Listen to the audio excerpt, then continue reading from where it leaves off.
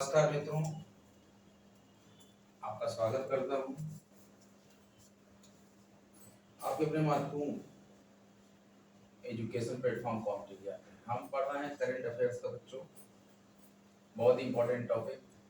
इसमें क्या हम सेट 7 कर रहे हैं करंट अफेयर्स का। कहानी संग्रह कौतुक ऐप के लिए किसे हिंदी भाषा में बाल साहित्य पुरस्कार 2023 मिला। कहानी संग्रह कौतुक ऐप, कहानी संग्रह कौतुक ऐप के लिए किसी हिंदी भाषा में बाल साहित्य पुरस्कार 2023 मिला है सूर्यनाथ सिंह को। भारत ने हाल ही में किस देश के साथ अपना पहला निवेश फोरम 2023 आयोजित किया? सऊदी अरब।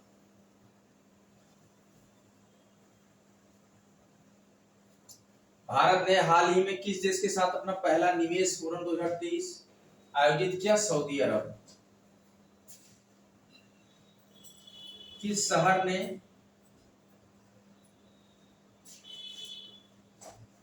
इंटरनेशनल काउंसिल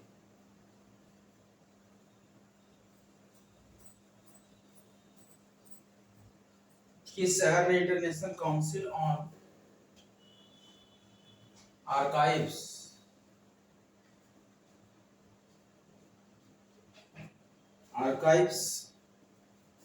कांग्रेस 2023 की मेजबानी की?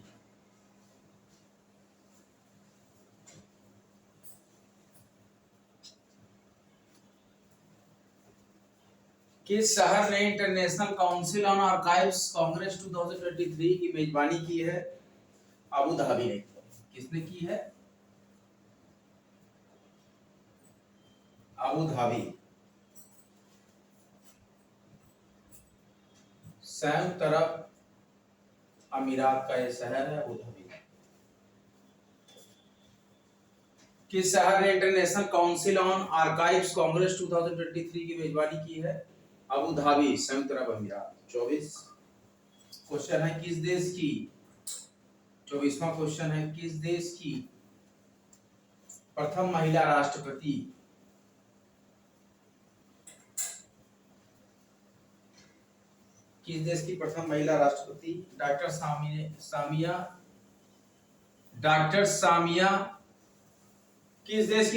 राष्ट्रपति डॉक्टर सामिया सुलूहू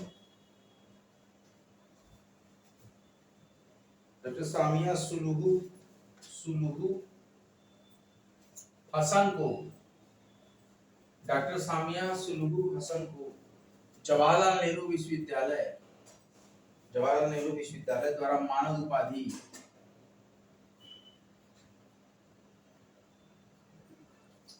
मानद उपाधि से सम्मानित किया गया।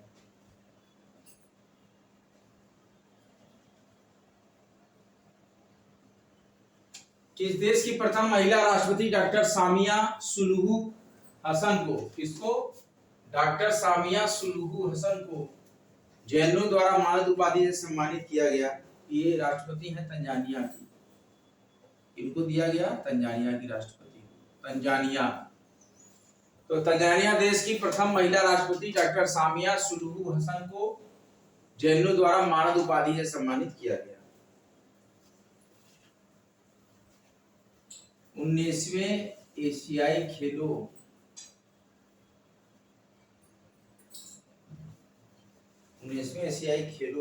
में किस खिलाड़ी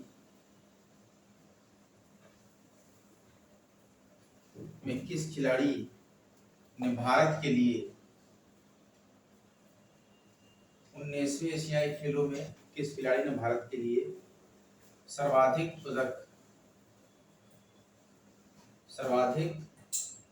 स्वर्ण पदक किसने जीता? और आपको जानकारी के लिए बता दूं 3 पदक जीता था। कितना? 3 पदक भारत ने। 19वें एशियाई खेलों में किस खिलाड़ी ने भारत के लिए सर्वाधिक स्वर्ण पदक, तो उस खिलाड़ी ने कितने पदक जीते थे? 3 पदक। किसने जीता? देखिए वो खिलाड़ी है ज्योति वेन्नम। क्या नाम है इनका? ज्योति वेन्नम।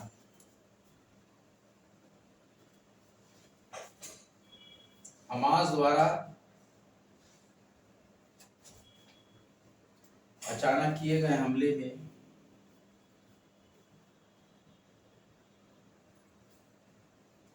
हमास द्वारा अचानक किए गए हमले के जवाब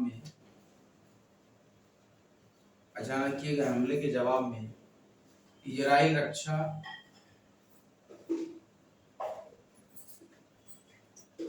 बलों ने कौन सा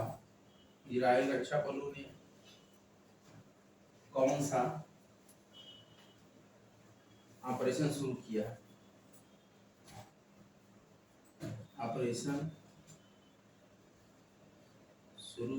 किया? हमास द्वारा अचानक किए गए हमले के जवाब में इजराइल रक्षा बलों ने कौन सा ऑपरेशन शुरू किया? Operation iron swords. कौन सा? Operation iron swords. हमास द्वारा अचानक किए गए हमले के जवाब में इजराइल रक्षा बलों ने ऑपरेशन आयरन स्वॉर्ड्स ऑपरेशन शुरू किया। हमास ने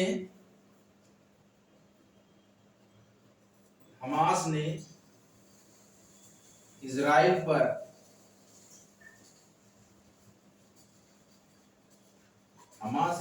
पर अपने हमले का नाम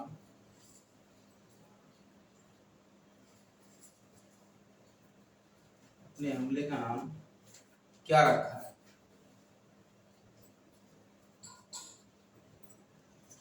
हमास ने इजराइल पर अपने हमले का नाम क्या रखा? ऑपरेशन अल अक्सा। कौन सा है?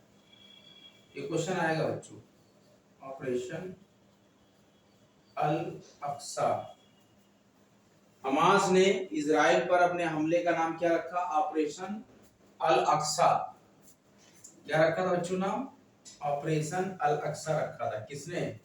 हमास ने इजराइल पे जब हमला किया था तो उसका नाम रखा था ऑपरेशन अल अक्सा। और हमास द्वारा अचानक किए गए हमले के जवाब में इजराइल रक्षा बलों ने कौन सा ऑपरेशन शुरू किया? Operation iron swords. और जब हमास ने इजराइल पर अपने हमले का नाम रखा था ऑपरेशन अल अक्सा। ऑपरेशन अल अक्सा। आइए एक बार रिवीजन कर लेते हैं, उसके बाद फिर फर्दर देखते हैं। टाइम बचेगा तो आगे प्रोसीड करेंगे लेक्चर को। आइए एक हम रिवीजन कर लेते हैं पहले इस लेक्चर का।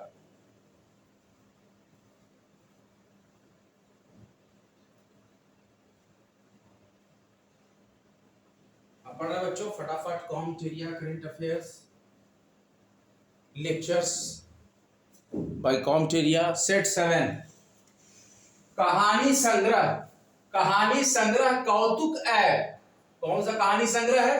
कहानी संग्रह कौतुक ऐप के लिए किसे हिंदी भाषा में बाल साहित्य पुरस्कार 2023 मिला है? कहानी संग्रह कौतुक ऐप के लिए किसे हिंदी भाषा में बाल साहित्य पुरस्कार 2023 मिला है? सूर्यनाथ सिंह को।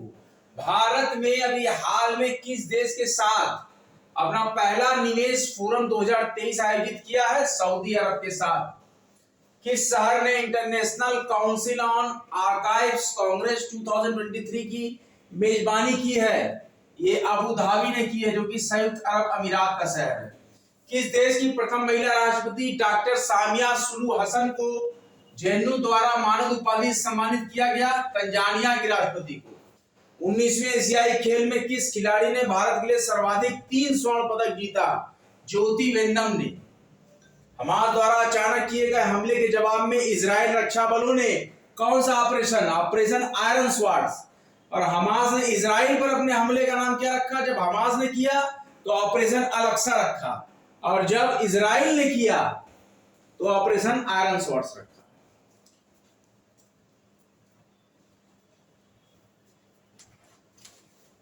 अगला क्वेश्चन देख लेते हैं। कहा जा रहा है 19वें एशियाई खेलों के लिए कहा जा रहा है समापन समारोह। 19वें एशियाई खेल का समापन समारोह में भारत के ध्वजवाहक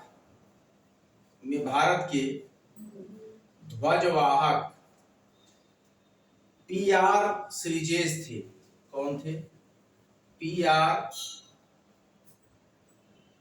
श्रीजेश थे। कौन थे? समापन समारोह में 19वें एशियाई खेलों के संदर्भ में कुछ कथन हम कह रहे हैं, इसमें आपको बताना है कौन से कथन सही है। पहला कथन कहता है समापन समारोह में भारत के ध्वजवाहक पीआर श्रीजेश थे। दूसरा कथन कहता है ये दूसरी बार है जब भारत ने ओलंपिक, राष्ट्रमंडल खेल और एशियाई खेलों सहित 3 प्रमुख खेलों में से किसी में 100 से अधिक पदक जीते हैं। और तीसरा स्टेटमेंट है भारत ने हांगझोउ 2023 में 28 स्वर्ण, 38 रजत, 41 कांस्य समेत कुल 107 पदक जीते और पदक तालिका में उन्होंने चौथा स्थान प्राप्त किया। तो तीनों के तीनों स्टेटमेंट करेक्ट हैं कि समापन समारोह में भारत के ध्वजवाहक पीआर श्रीजेश थे और दूसरी बार है कि जब भारत ने ओलंपिक, राष्ट्रमंडल खेल और एशियाई खेलों सहित 3 प्रमुख खेलों में से किसी में 100 से अधिक पदक जीता और भारत ने हांगझोउ 2023 में 28 स्वर्ण, 38 रजत, 41 कांस्य समेत कुल 107 पदक जीते और पदक तालिका में चौथा स्थान प्राप्त किया। बच्चों आप लोग बने रहिए हमारे ही इस आपके महत्वपूर्ण जो प्रयास उन्होंने किया महत्वपूर्ण चैनल कॉमेडिया पर। उत्तर प्रदेश कृषि सेवा परीक्षा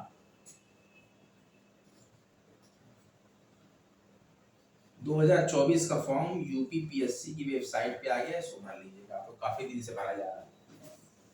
इसके साथ ही साथ लॉ की वैकेंसी हमने बताई थी, नागालैंड में आई है और डीएलएसए में आई है दिल्ली में।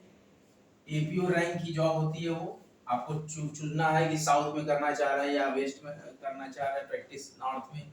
उधर से कोर्ट के हिसाब से सीटें आई हैं प्रोसिक्यूशन ऑफिसर की।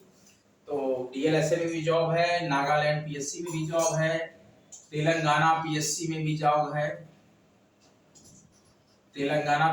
भी जॉब है, लॉ के बच्चों के लिए।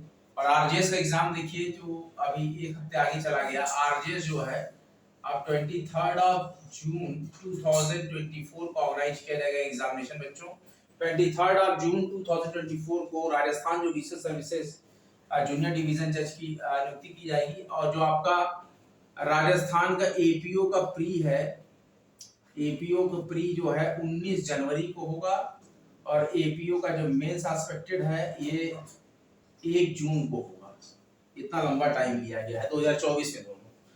और जो आपको अपडेट में दे रहा हूँ यूपीपीएससी में आपकी एलटी प्रवक्ता, एलटी असिस्टेंट टीचर और इसके बाद आपकी जो आने वाली है vacancy BEO block education officer BEd वालों के लिए। तो सारी वैकेंसीज आएगी लेकिन इसमें समय लगेगा। अभी जब आपका 4 जून को रिजल्ट डिक्लेयर हो जाएगा लोकसभा चुनाव का, उसके बाद एग्जामिनेशन कराई जाएगी और कुछ ही दिन में सरकार बन जाएगी। इसके बाद सारे एग्जामिनेशन होने लगेंगे। तो आप लोग तैयारी कीजिए बच्चों। टीजीटी पीजीटी की परीक्षा भी अगस्त सितंबर में कराई जाएगी, इसके लिए भी आप लगे रहिए। यूजीसी नेट का फॉर्म आया है, सीएसआईआर नेट की डेट आ गई है, फॉर्म आ गया है। सारे फॉर्म आप भरिए, पढ़िए, असिस्टेंट प्रोफेसर के लिए भी पढ़िए और इस तरीके से आप लोक सेवा आयोग की परीक्षा की तैयारियों में लगे रहिए।